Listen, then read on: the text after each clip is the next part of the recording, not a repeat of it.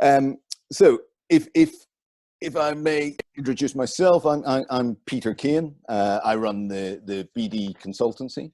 And the person we've got today is Matt Rushton, Director of JAMS across Europe. Now, JAMS is the world's largest private dispute resolution organization. It settles thousands of disputes every year outside of court. Started 40 years ago in California. It now has 28 offices across Europe and America. Matt, I must confess, is a lifelong friend. He's a keen musician and a sharp wit. One of the few people who's made me laugh until my sides hurt. He's many qualities, but one we'll hopefully see and hear today is that he's got this rich ability to be both global and granular. And we're going to be looking at what's happening across the world, what's happening in politics and business, and what is the direct impact of that on our working lives today. So Matt, welcome along. Thank you very much for joining us. Matt, what's happening at JAMS? Well, thank you, Peter, for that very kind introduction. I barely recognise myself in that, but yeah, what's happening with us? It's been an interesting time.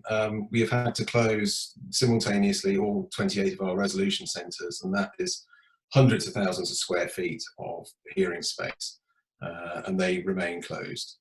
And so the challenges we faced have been, as everybody has, managing a huge logistical shift. But at the same time as doing that, we've had to retool and to retrain and shift from being an industry that has traditionally been very face-to-face to online. So it's been a big upheaval. Our revenue has taken a hit. But nothing like on the scale that I think that we anticipated, and that logistical exercise of shifting everyone to remote working, I think like many firms, actually went a great deal smoother than we thought. So yes, that's where we are now. We are starting to see our caseload, the pipeline drain away a little bit. We've been active resolving cases that were set pre-pandemic. And that's given us, I think, a little bit of breathing space to start to think through some of the strategic challenges that lie ahead. Yes. And I realise you don't have clients in the same way we talk about a law or accountancy firm having clients, but you do a lot of profile raising. You have done and have had a very active conference and seminar program. Is all that now on hold? Has relationship building stopped? No, by no means. I mean, it's certainly different. It's online, but I think not necessarily the worse for that. And in fact, I think there are some possible lessons from our experience in online mediation. Mediation, as you probably know, is very much rooted in psychology. And it's our job to try and get people in emotional and financial distress to agree to a deal when they've been fighting, loathing each other's for years. And the conventional thinking was that in order to accomplish that, you need to build trust, to build rapport with clients, and that could only really be done face to face. Non-verbal communication, mediators are fascinated by this topic, and you'll know this stuff about interviews of making up their mind about job candidates in the space of 7 seconds, and almost exclusively from posture, from presence, and from a heap of other prejudice and biases. And it's the same with politicians. Nobody listens to the message, but what people buy, what they take away, is how they said it, how convincing they are. And so, sort of speculative conclusion in all of this is that online communication, such as we've got now, actually deprives us of a lot of those sort of non-verbal cues that you might ordinarily pick up. But do you think that might be a positive? You think that might be a positive? That might take out some of this subconscious bias. Yeah, absolutely. That's exactly where I'm going. I think you strip away that non-verbal communication, and you're no longer judging people on how they walk or hand gestures are, what they look like, and all the rest of it. Yes. Yeah. And that, I think, gives us an opportunity to be more focused actually on what people are telling us, and perhaps, be more open and receptive to persuasion and fact-based argument rather than just a purely emotional interpretation. Yeah, yeah. And in very practical terms, how are you getting people then? How are you drawing people to JAMS and making them aware of what you do? Are you like many people? Are you laying that sort of trail of online breadcrumbs to draw them to your door? Yeah, we go better than breadcrumbs, of course, but yeah, no, it's that sort of inbound marketing principle. We are trying to layer content at different levels of the sales funnel, link that. And, again, if you've got your web analytics set up and your cookies and all the rest of it, you can be progressively profiling people in a much more scientific, much more analytical way than you can when you meet in person. So if you can see what articles they're interested in, how they're engaging with it, how long they spend reading it, you've got a much more accurate sense of what they know, what they don't know, where you can help as an organization, where you can follow up. And, can you get that from a chance meeting at a cocktail reception? I'm dubious, Yes. People often mistake, I think, what's probably politeness for genuine interest in what you're doing. And I think there's an opportunity here to cut through some of that and probably be a little bit more scientific about it all. Yeah. Well, it sounds like that could be a very positive thing. Now, most firms I'm speaking with at the moment, both in legal and financial worlds, expect a tidal wave of litigation as we progress through COVID and come out the other side. Is that something you see? So from a sort of strategic planning standpoint, that is our base case scenario, that perhaps towards the end of this year there will be a surge in commercial litigation. And clearly, from the way the judiciary is speaking, they're anticipating this will in some way overwhelm the courts, and there's been a lot of commentary and a lot of headlines to that effect. But at the same time, these are unpredictable times, and so we are planning for alternative scenarios. And it's my sense that the mood right now is in fact very different. I'm not sensing the appetite for vengeance, for punishment, for firing off claim forms and writs, in the way that perhaps happened in previous crises. Okay, so you don't think come September, October 2020, cash-strapped businesses are going to be chasing dollars in the way they have been? Well, it would be naive to think that it's going to go away entirely. Whole sectors have been entirely upended. Energy is an interesting example. Oil rigs are some of the biggest structures in the world that cost billions to put into place. And with the oil prices having plummeted to the degree they have, all the economies that they're based on, all those contracts, those long-term supply contracts, all the pricing mechanisms are just wrecked. I think we would expect to see a lot of arbitration coming out of all of that. I think you're going to see some of that, but at the same time, I think attitudes have changed, and I think some of this is to do with the nature of the economic shock that we're in. It's not like subprime. It's not like .com. It's not the result of industry excess. This is an external shock to the economy, and what I think that does is it breaks that sort of Darwinian chain of logic, that Schumpeter's idea of creative destruction. Capitalism, when it works because weak businesses are superseded by better ones. Yes. But that's not happening here. What we're going to see, what we're already seeing, is perfectly good, well-managed businesses simply running out of cash.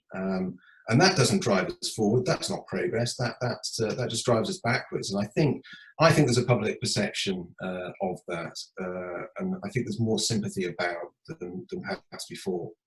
Yes. I certainly see that. I see that sympathy in corporate life. Do you think that will extend to the way in which law firms are relating to their clients and the way that they're acting on their behalf?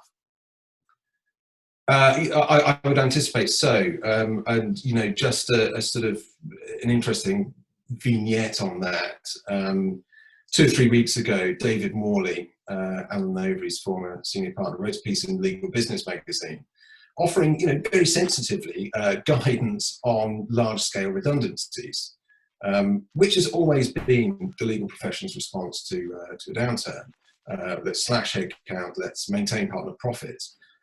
I was interested to see earlier this week in The Lawyer, the current senior partner of Alan Overy, saying that bar a total catastrophe, they would not be cutting headcount. And interestingly, dismissed the idea as being so 2009.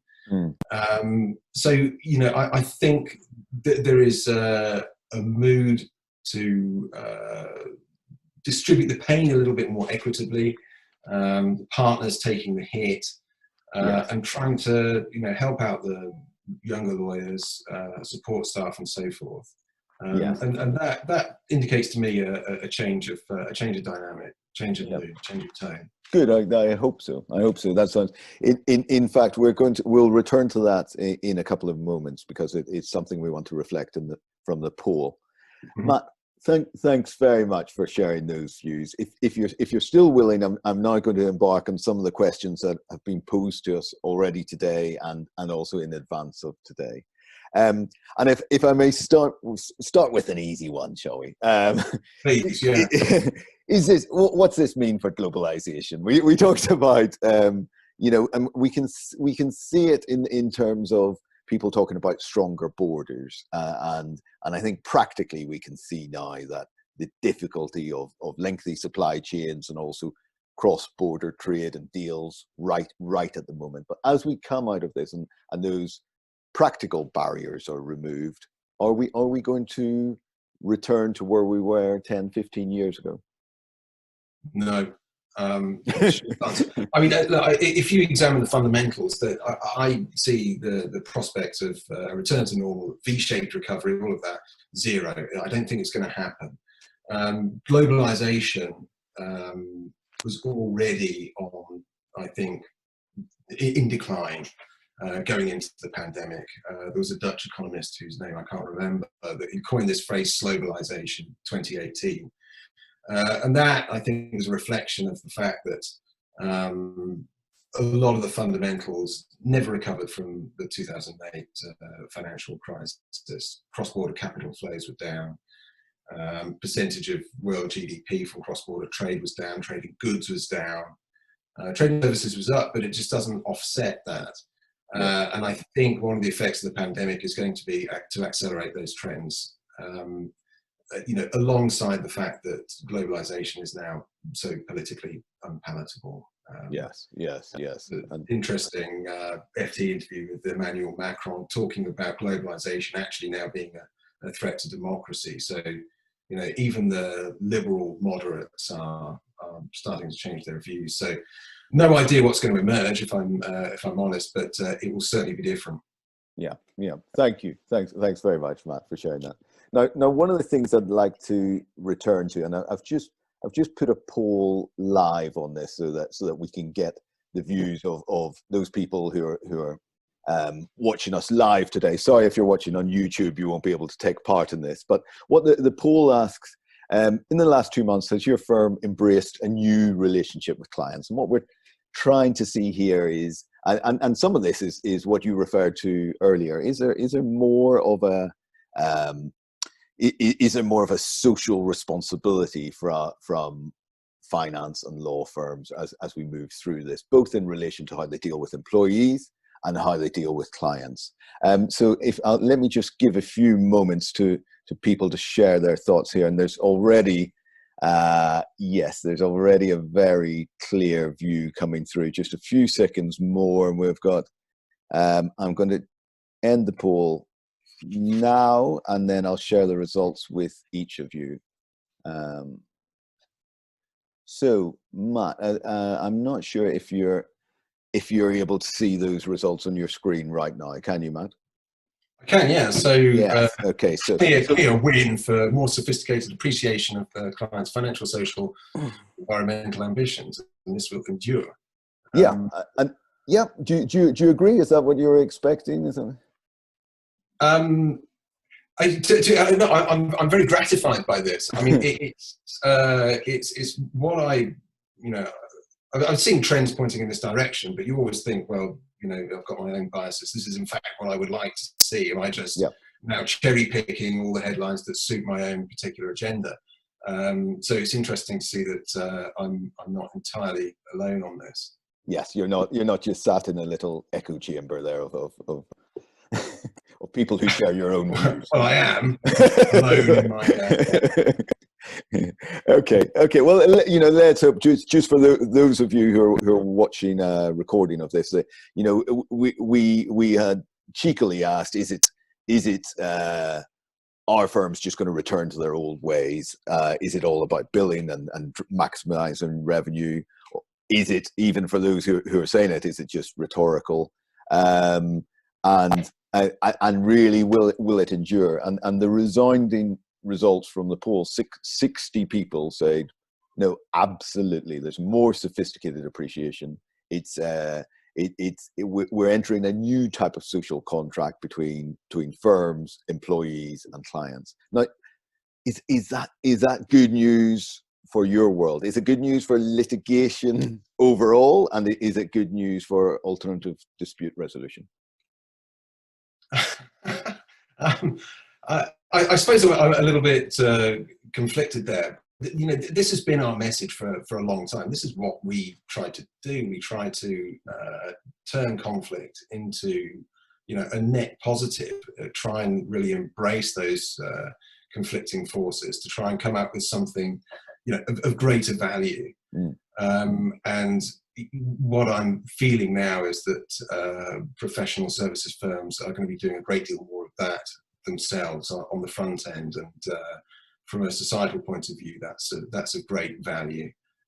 I'm sure there will be plenty of rough, tough litigation disputes for us to deal with.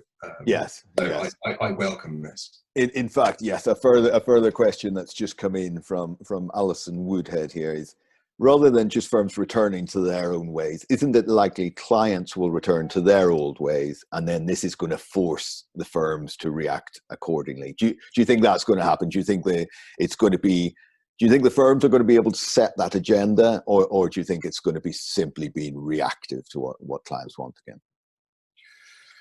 Who leads who here? I mean, firms follow instructions, but that they are under obligations as well. And on that note, I've got this thing from the Cabinet Office in front of me, which is a guidance note on contractual behaviour and the performance and enforcement of contracts impacted by COVID-19. And that is, it's an extraordinary and radical document. It overturns, or at least threatens, centuries of common law principle, the Four Corners rule, that a contract can only be interpreted by what's there in the text. This is now suggesting that you need to interpret it alongside this key guidance from government, and this guidance is urging restraint. So even if your clients want to go rogue, go savage, they will be advised before taking any case before a tribunal to take a deep breath and see if they can work out some kind of commercial resolution with their suppliers, those in their supply chain. And I would go further and suggest that in fact that will be in their best economic interest to do that. If you think for prisoner's dilemma and those kind of things, when you collaborate, we all gain. Okay, thank you very much, Matt. If we've covered a huge amount of serious ground here, if I may just end on a lighter note. No, not at all. That's what people want to hear. But on a lighter note, we've the lockdown in the UK started to ease from yesterday. Anything you've really missed during the lockdown? I'm sure if we were to put this to a poll, everyone would agree, but haircuts, lager in the sun, And I think my 20 a day office biscuit habit, I starting to miss that terribly. yeah. I'm finding it harder to keep the snacks away from the children, certainly. Yeah. Thank you very much, Matt. It's been an absolute pleasure to have you on BD TV today. Thank you for having me, Peter. No, pleasure. Speak soon. Take care. Okay.